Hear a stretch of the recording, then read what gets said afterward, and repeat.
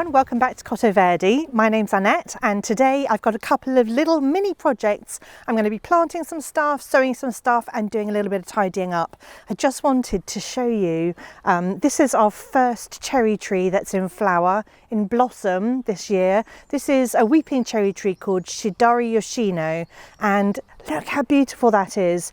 It's very young and I've been doing a lot of research on how to prune it and make it spread. So once it's finished flowering, I am going to prune it because I've learnt quite a lot. At the moment it's got loads of dangly branches, which is why it's putting on such a great display. But actually it definitely needs pruning and training in order for it to become broader and just less narrow.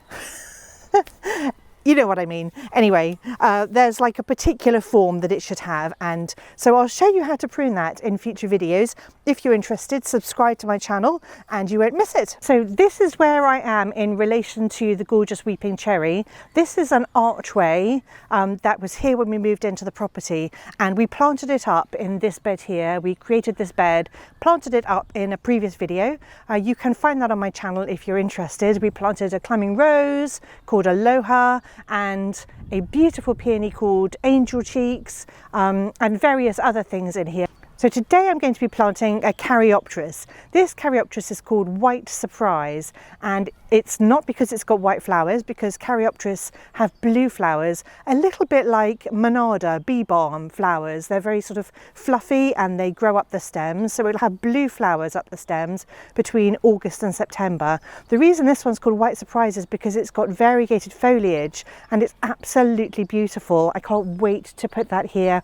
I think it's going to look really nice with the bright roses. Obviously the peony will have finished flowering, but I just think it's going to be a nice pop of blue and white in this bed. White Surprise is going to grow to 1.2 meters tall and 75 centimeters wide. It's a shrub that's fully hardy and it prefers full sun. And once it's established, apparently is very drought tolerant. And I'm just going to pop that into this flower bed here. I'm hoping to avoid all of the gladioli bulbs that I planted earlier. I don't know, if I come across one, then I'm just going to have to move it.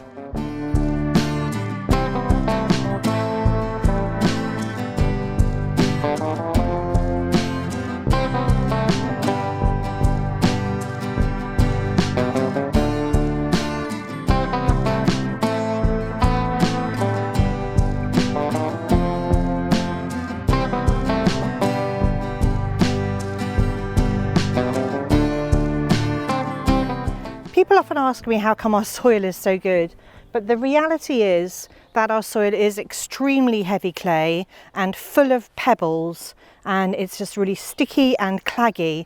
But in the beds that we garden in a lot, that have been here a couple of years, we have consistently mulched them over the years, and that's just really improved the soil. The worms just bring that really nice structure down into the clay, and it just really helps to improve the soil structure.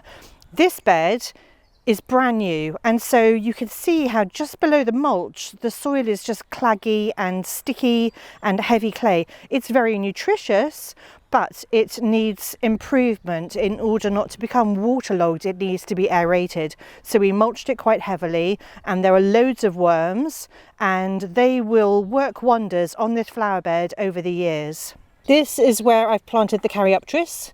This is the rose Aloha, which is going to climb up here, or I will train it up the brick arch. Here we've got some gorgeous primroses that are about to bloom. They're just called Buttercup. They're a lovely yellow colour. And over here is my peony called Angel Cheeks. And then we've got some wallflowers, and I don't know if you can see, but I've got loads of the gladiolus bulbs are popping up all over the place, so I had to be really careful when I was planting just now not to stand on those bulbs, but I didn't actually come across any where I was planting, which is just really lucky more than anything else. But the reality of the situation is that the bed is supposed to continue all the way up here, and we have yet to prep this bed, so that is going to be a project for the summer hopefully, but this bed will just get larger.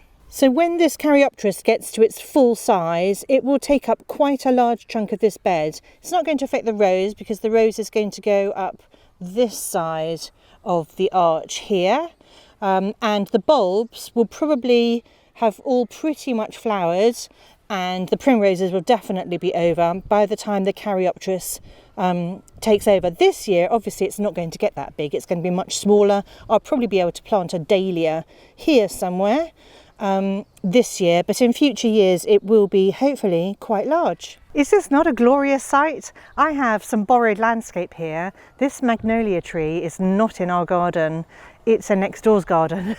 And I don't love magnolias because I feel like the petals go over really quickly. In our rainy weather they become brown and slimy very quickly. So I don't want a magnolia, but I'm very happy to have their blossom every single year. This gorgeous cherry here was in fact the first cherry to bloom in our garden. If I said that the weeping cherry was, I was wrong. This one bloomed at least 10 days ago. This one is Kojanomai and it's absolutely gorgeous. It will get much bigger than this, but it's a new plant to us, and I think it's actually quite large for being a new plant, but it's got these gorgeous zigzaggy stems and just beautiful, beautiful blossom. And obviously I've got my daffodils coming up. I'm just like, I just feel this is so beautiful, and it's going to just get better over the years. Anyway, this is our grass border. So this is where I'm going to be planting two different Dierma. Dierma are also called angel's fishing rods, and that is because they have got the most gorgeous, graceful, branching stems that have dangly flowers off them, normally pinky, mauvey, purpley, a little bit of white, and they've got grass-like foliage, and they like a dry, sheltered site. Now, if you're buying a new plant, don't panic if it doesn't flower immediately, because they can take 2 to 3 years to establish. So they're very slow to establish, but when they do, they're absolutely beautiful, and you will have blooms between June and August every year. And I just think they're going to be a wonderful addition here. I think I've avoided planting angel's fishing rod in the past because it always says slow to establish, doesn't like boggy ground, needs a sheltered site, and so I just think they're fussy plants. But I'm going to try it here, and I think I've chosen positions where they're going to be sheltered from the cold winds that we get, so maybe any frost that we get, and I'm going to plant them in with additional compost. Because we have this heavy clay soil, I'm going to put compost in the bottom of the hole just to improve the soil there, and obviously I'm going to feed them in the same way that I normally do. So the two that I'm planting today, one is called Pink Rocket, and that's over here near the front of the grass border, and that's going to grow to 1 meter tall and 80 centimeters wide, and it's got pale to dark pink flowers between June and August. And then the other one, this one that I'm planting here, sort of in the middle of the border, but hopefully in a sheltered site. It will just have the wind broken by various things, but it will still get a lot of sun. That one is called Dierma pulcherium. I think I'm pronouncing it right. I'll put the name up on the screen anyway. And this one's going to grow to 1.5 meters tall by 30 centimeters wide, so it's taller and narrower. Now, a lot of places I've read these look really good dangling over a pond or a stream or something, so you can just imagine there's just like a lot of movement, and just think they're going to be super pretty, and I'm very excited. So let's get on with planting these. So I'm trying to avoid standing on things we've planted, but I'm going to move aside my mulch. So I'm going to dig quite a deep hole so that I can put compost in the bottom.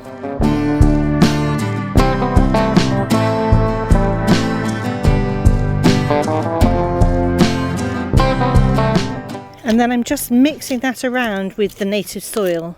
I don't want it all to be wonderful compost. And then I'm going to add plant food and then plop it in, and then cover it back with mulch. And don't forget my plant label. So this one, Pink Rocket, is a much smaller plant. It's probably 1 litre maximum. There's some Verbena bonariensis.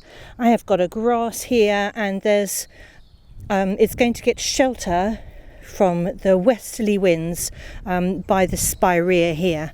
And this one is Pink Rocket.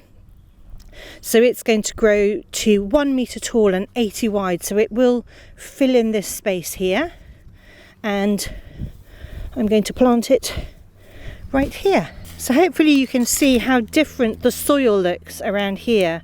It's still got pebbles in it, you know, big rocks, We just can't take all of those out, but it's less claggy. There's more air.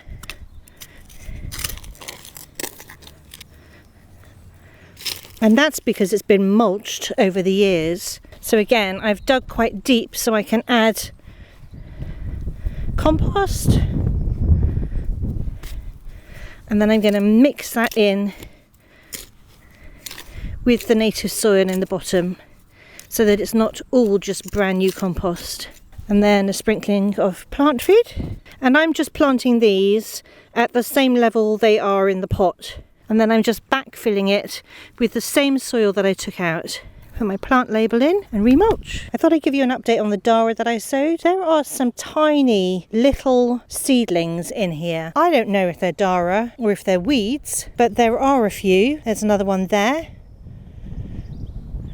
So we'll see when the true leaves come up, I'll be able to tell whether they are Dara or not. There's another one over there. And down in this second patch, there are a few more. So again, I'm not 100% certain that I've been successful, but we will soon find out. And the reason I say that is because just here, unless I spilt some, there are more seedlings coming up. On the southern side of the grass border, we've planted a Pinus wallichiana, which has got the most gorgeous feathery fronds. And underneath, I underplanted it with daffodils called Obdum, which aren't yet out. But I also underplanted it with tulips called Turkistanica, and they are gorgeous and an absolute magnet for the wildlife, who are really enjoying them.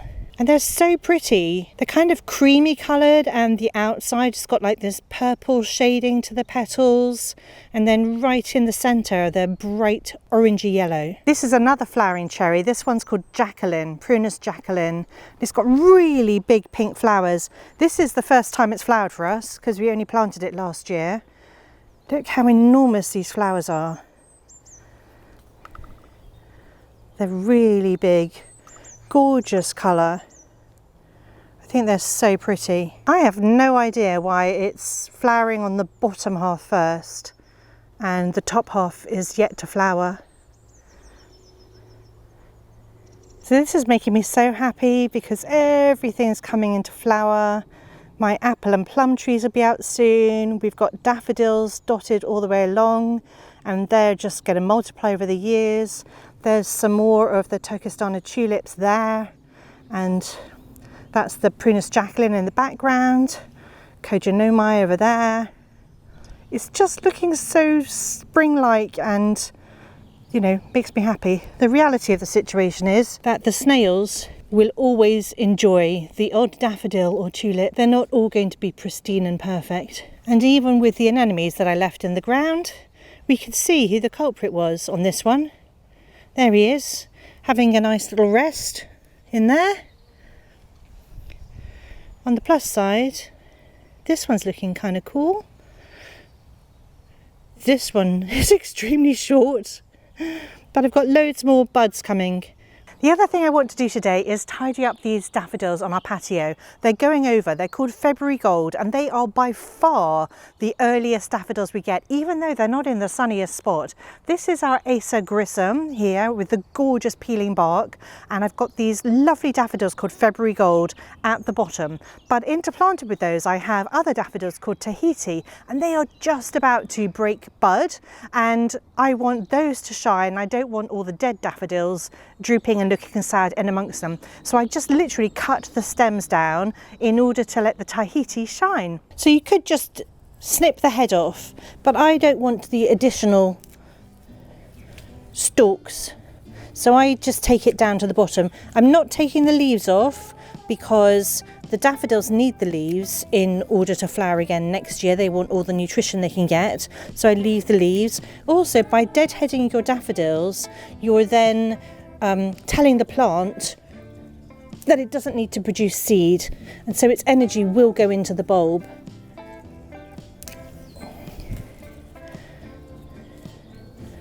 Just taking off any that look really ropey or the slugs the snails have got them. And then these ones, these are Tahiti, and they'll be coming out in the next few days, I should think.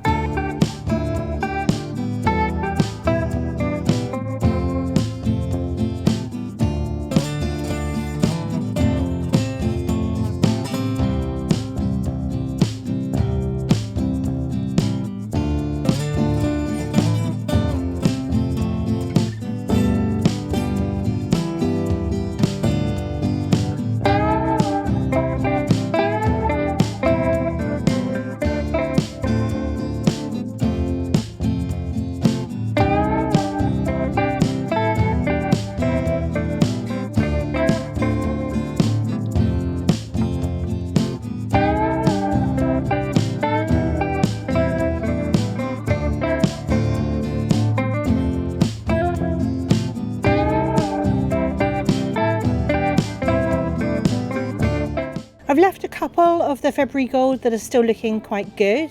They probably bloomed a bit later, but look what I've discovered. I've got a Tahiti already. Now, I think Tahiti is one of the most gorgeous daffodils. It's so bright and cheerful. It's so pretty. I've got absolutely loads of buds coming. There's another one that's just opening up here, but they're going to be absolutely loads, and it just looks so much better not to have the dead and dying ones, and then we'll be able to see the gorgeous Tahiti when they come out. So just in case you wanted an update on my primroses, they are looking so pretty. Look at those, absolutely gorgeous. I love the colours. And in case you're wondering whether the snowdrops came to anything, they didn't, not a peep. Those snowdrop bulbs were obviously either too old, or it's just really hard to grow snowdrops from bulbs. Maybe I should have put them in the ground. I bet there are a few people who are wondering what these racks are out here. This is how I'm hardening off my seedlings. So once they've grown to a certain size, and if they're hardy annuals, before I plant them out, I harden them off. So that's what's hardening off here. Let me show you what I've got outside at the moment. Cosmo! Cosmo! Cosmo! Come on, Cosmo! Come on! So here I've got my schizanthus, or poor man's orchids, and they're all hardening off. Here are some of my snaps. They do this sort of droopy thing when they first come outside, but they're fine, and the wind blowing them is actually going to make them stronger. And then in this tray up at the top, there are even more snaps. They're getting full sun. So loads of snaps in there. And then in this one here that gets a little bit more shade because the sun is behind us. So on the top I've got some more snaps that have just come outside. This is a Vicaria. Ignore the fact that I've still got the yellow sticky thing in there. On this shelf down here, this gets more shade and protection from the rack behind us. These are the Erigia and Kavinskianus that I brought out yesterday, and some more Vicaria hispanica there. So I really hope you've enjoyed the vlog today, having a look around the garden at what's blossoming at the moment, having a look at what I've got outside hardening off, and just doing a few little jobs with me. If you enjoyed this video, do give it a like because it really does help me, and I appreciate every single like that I get. If you've got any questions, leave them in the comments and I'll get back to you. And if you want to see more videos like this, then do subscribe because it's going to be exciting this year. Anyway, thank you so much for watching, and I'll see you all next time.